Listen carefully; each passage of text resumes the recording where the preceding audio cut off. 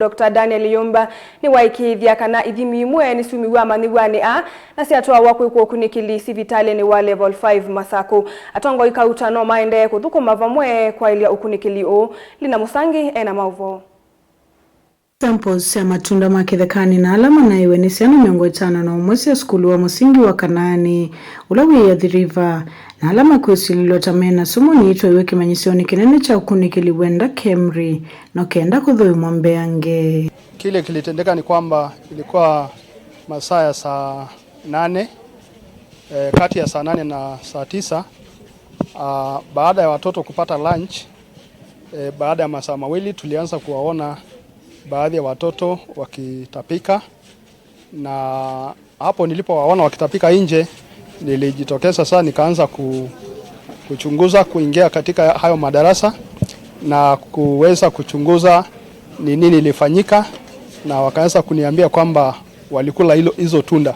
Ni wild fruits ambazo ziko katika miti ambazo ziko kwa fence ya shule na zimekuwa ripe, na ndio sababu unaona pengine watoto waliweza kutamani kupanda miti na kwenda kutoa hiyo fruit. Uyo ketina wamanyiwe mwanza kati wa nyanyala mwakwata witi sivitali ni wa level 4 wa The River kuvuti wana kwenuka na wala mwende no kwata witi sivitali ni watoto wenu wako mahali ambayo panastahili, watoto wenu wako under control, na wale ambao waziri amesema watoto 8 ambao watabaki hapa msiwe na wasiwasi, wako katika mahali ambayo wataangaliwa vizuri. Serikali yetu ya county ikiongozwa na gavana iko mstari wa mbele kuhakikisha kwamba facility, madaktari na yale matibabu ambayo watu wanapewa, sio watoto peke yake, kila mtu ni ya hali ya juu. So mimi nasema tu pole kwa watoto wetu.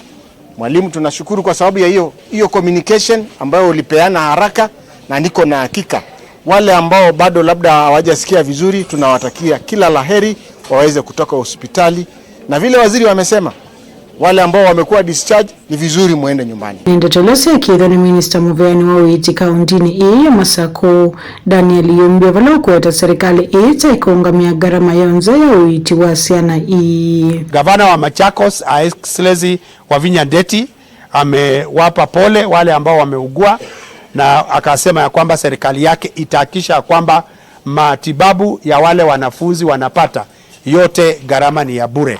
Hakuna mwanafunzi atalipishwa chochote. Nilikuwa natarajia makofi.